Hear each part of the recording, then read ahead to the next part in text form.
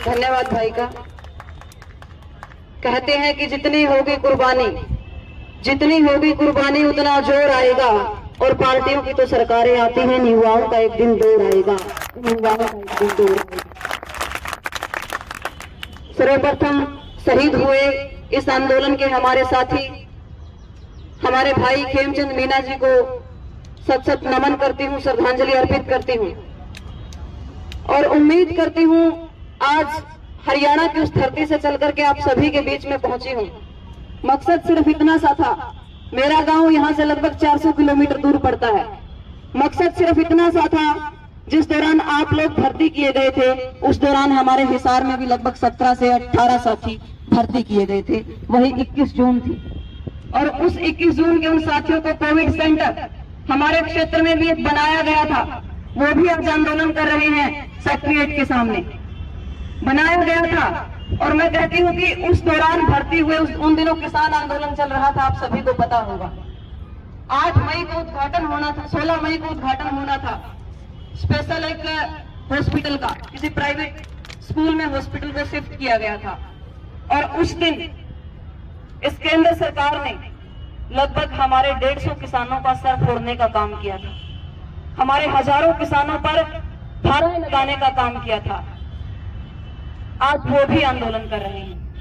मैं आप लोगों को सिर्फ यही कहना चाहती हूं कि एक कॉल, आपका एक मैसेज, जयपुर तो क्या, यदि सीमाओं से पार भी हमें खींचेगा तो हम जरूर आएंगे आपके सहयोग और साथ देने के लिए।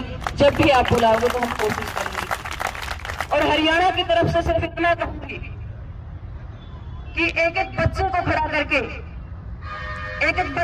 करके जहां आपका पसीना पड़ेगा वहां खून लुटा देंगे, और आपके कॉल पर हमारे राजस्थान के साथ पूरा हरियाणा जुटा देंगे, हमारे राजस्थान के साथ पूरा हरियाणा। और आपके अंदर जो मैं देख रही हूँ, चाहे झांसी की रानी की बात भाई ने की, बात की भगत सिंह के, अशफाकुल्लाह खान की, बात करूं इस सरकार की करूं, हमेशा क्रांति लाने वालों को बागी कहा जाता है। हमारे देश भी सरकारी कागजों में भगत सिंह को आतंकवादी बताया जाता है।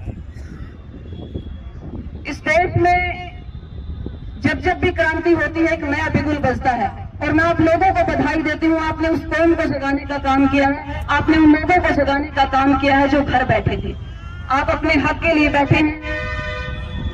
यहाँ देख रही हूँ 65 दिनों से भाई बता रहा था, 6-7 साल की बच्ची बैठी है, हमारी बहनें बैठी हैं, वो लोग बैठे हैं जिनके घरों में काम है, वो लोग बैठे हैं, वो साथी बैठे हैं जिनके घर से एक रोटी आती है, जिनकी कमाई से एक निवाला पूरे परिवार के पेट में पड़ता है। राजस्थान की सरकार से चाहे गहलोत जी की बात करूं, केंद्र सरकार से चाहे नरेंद्र मोदी जी की बात करूं, विशेष तौर से अनुरोध करूंगा कि ये वही साथी है जिनसे आपने लगभग पिछली 5-6 सालों का काम फाइलों में दबा पड़ा था, वो काम भी करवाया है। ये वही साथी है जिन्होंने कोरोना में आपने जिनको कोरोना योद्धाओं का नाम दिया था।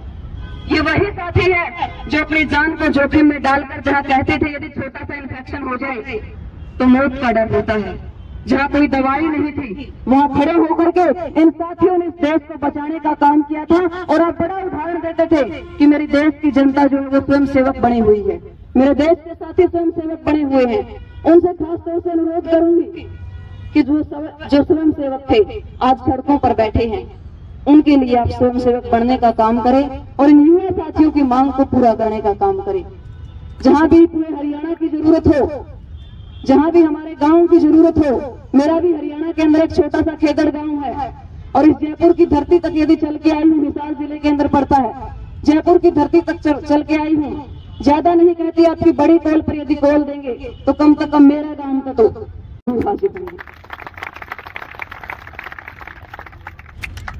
बैठे रही होगी, बैठोगे जीत हासिल होगी, और जब तक लागे रहेंगे। ये पता चलना चाहिए कि वर्तमान सरकार को कि हम किसी एक पार्टी विशेष के विरोधी नहीं है। आज राजस्थान के अंदर कोई सरकार है, सेंटर के अंदर कोई सरकार है, हम उन दोनों सरकारों से हाथ जोड़ करके ये कहते हैं कि मान लीजिए युवाओं की मांग इनकी पढ़ाई के दिन है, पढ़ाई के साथ साथ घर संभालने के दिन है। ये छोटी छोटी बच्चियां बैठी है, इनको स्कूल भी जाना होता है, मेरी बहनें बैठी, इनको घर संभालना होता है, काम काज पढ़ाई सब इनके घर भी है। और आप कहते हो कि देश का भविष्य युवा है, इन युवाओं को सड़कों पर लाने का काम ना कीजिए। इन्हीं शब्दों के साथ सिर्फ 2-4 नारे कहूंगी। जैसा हमने सीखा है, भाईचारा कह लीजिए, जोश कह लीजिए, ताकत कह लीजिए।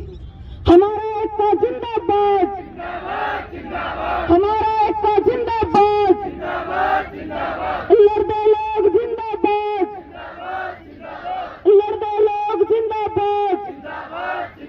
अरे ये तो एक अंगड़ाई है, ये तो एक अंगड़ाई है।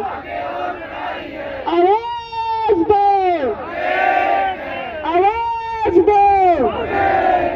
इस एकता को और इस यूनिटी को, इस भाईचारे को, इस जिंदाबाद के नारे को हमेशा जिंदाबाद रखना। जब पांचों उंगली मिलकर के एक मुट्ठी बनती है और वो मुट्ठी मुक्का बनकर के जब सरकार की, मैं कहूंगी, गर्दन पर लगती है या सरकार की जाड़ पर लगती है, तो सरकार आपके बीच में नाक के बल आती है। चाहे किसान आंदोलन का 379 दिनों का संघर्ष देख लीजिए। हम भी लगभग आज के दिन भी 48वां दिन, मेरे गांव में भी एक धरना चल रहा है। हम भी धरने के ऊपर बैठे हुए हैं।